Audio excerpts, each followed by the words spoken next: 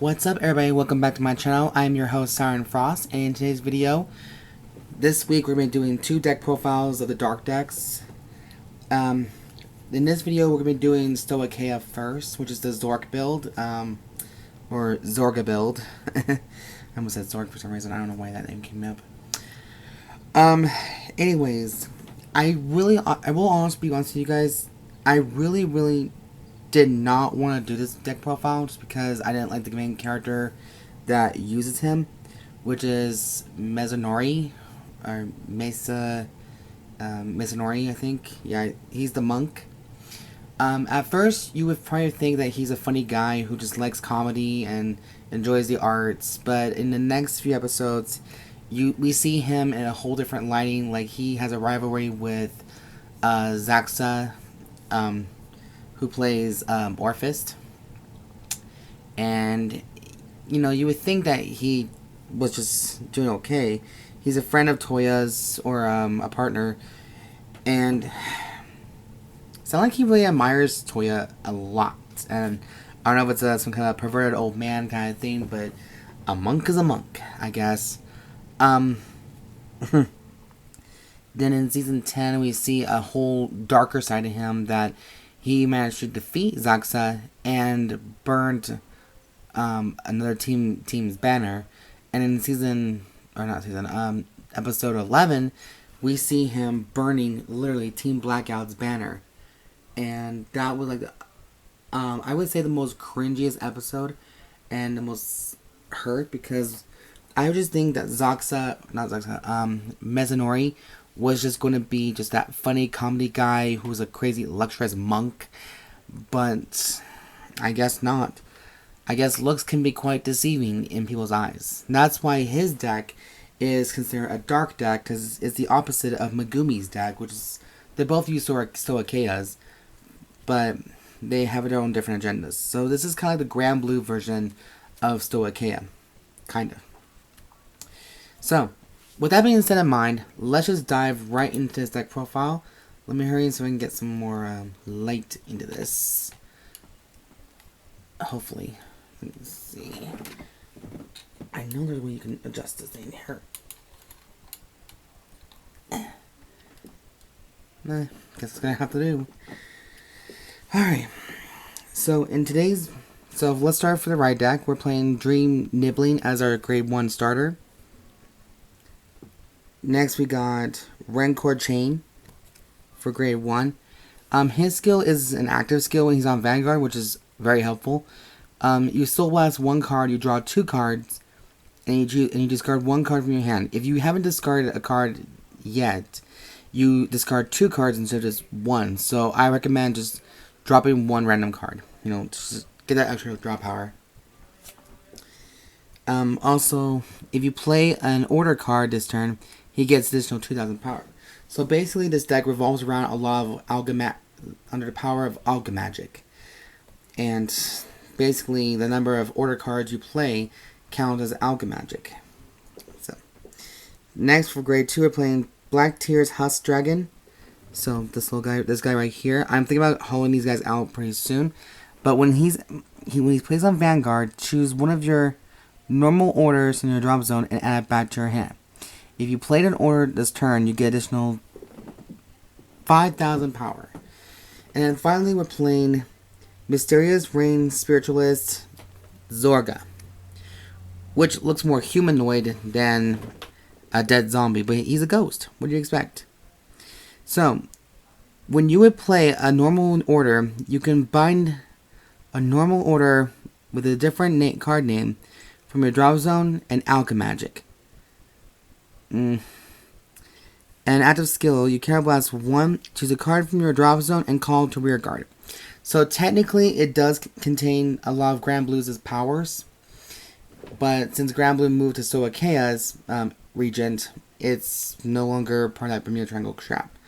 So yeah, and the thing is too, his SP is a shit ton expensive. Like, I went to sell my SP version of Zorga yesterday, and it was like near $80 just for him. I'm like, did I miss something about him? It's not like he's really that expensive or probably usable, but people like him, I guess, so whatever you want to think about it. So, yes, that is my ride deck right there. Now, for the main deck, and of course we're going to be starting with grade 0, which is the triggers. Now, I found a recipe that does several things differently. I figured this one would be the best option at the moment, but everyone's entitled to their own personal opinions, and that's the thing, you guys. If you want to get mad at me for having a different opinion about a deck profile, just go ahead and click the Loretta X, okay? I'm not going to argue with you about it or anything. If you guys don't mind honest opinions and just a nice review deck profile, or just something more, understanding and kind of maybe a little bit better, then just keep watching the video. So, for trigger lineups, we're playing 4 heals, which is Elegy Pixy, which I don't know how the fucking hell you can get that one, but oh, screw it. So, there you go. Elegy Pixy, 3 Lost Child of Attachment. So we're playing 3 draws. And we're also playing 8 crits in this deck. So, 4 Abyss Temptations. And 4 Sylvan Hornbees Jackalopes. And then let's not forget Source Dragon Deity of Blessings Blessfavor for the over trigger. So, and I played this deck before a couple times, played by just testing it out and have fun with it, and it's not really not that bad, honestly. It's really not bad, but it's not my personal favorite either. So I don't know if that makes any sort of sense whatsoever, but it makes sense to me.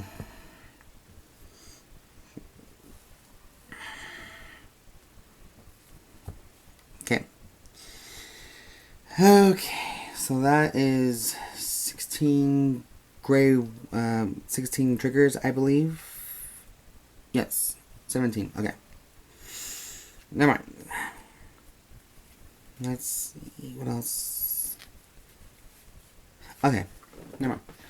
Sorry, I got a little lost. So for grade 1s, we're playing 3 copies of Rancor Chain. So, just 3 of him.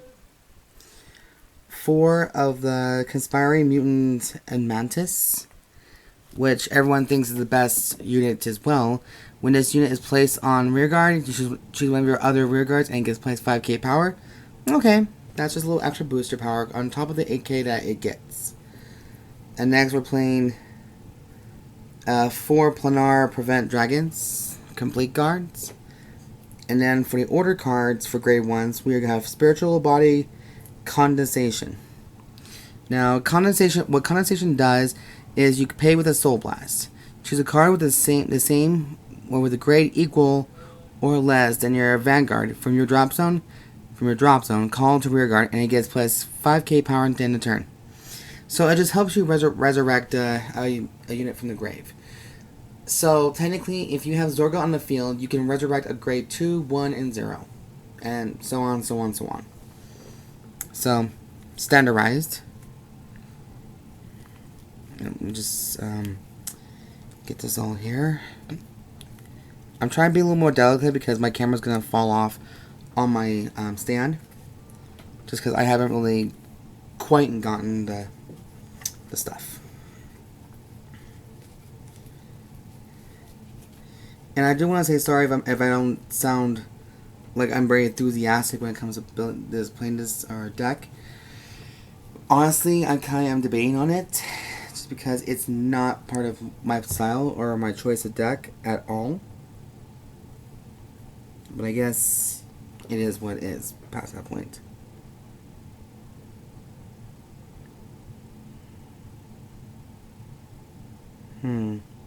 What's that?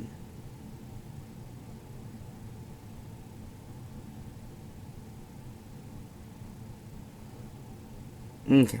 Oof. Sorry, I've watched a little bit of Game of Thrones with the White Walkers. So for grade 2, we're playing 3 copies of the Black Tears Husk Dragons. And then 4 copies of Inheritance Maiden Hendrina. Is it Hendrina or Kendrina? No, it's Hendrina. And her skill is, when this unit is placed on rearguard, you may discard 3 cards from the top of your deck. Auto skill is, retire this unit, and until the end of the turn, the next time you would Alchemagic in order and play it, you may choose not to pay for that card's costs. So bless. Okay. Okay, so that's not completely bad. And then finally for grade 2, we're playing 2 Ghost Chastes. And now its skill is, choose one of your units and it gets plus 5k power into the end of turn of that, or into the end of that battle. Choose one of your rear guards not being attacked and return it to your hand. So I would say it's like a complete guard, but that would be a lie.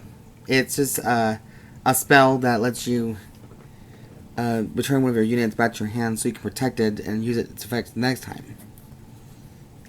If that makes any sense whatsoever. And finally for... Sorry. And then finally for grade 3, we're playing 3 Zorgas, just for that Persona Bride ability. And then for the order cards, we're playing 4 copies of Cursed Soul Squirming in Agony. That sounds like a dreadful attack, and it pays the cost with a Soul Blast too. Look at the top 4 cards, the top 4 cards of your deck. Choose up to one with 1 unit card from among them, then call the rear guard, and discard the rest.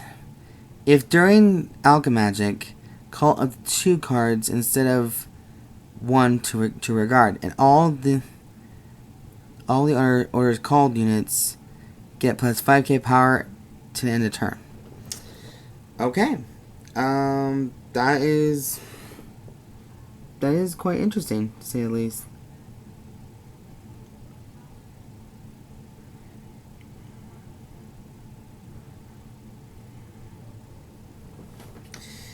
And now for the final grade 3, we're playing 3 copies of Griefs, Despair, and Rejection.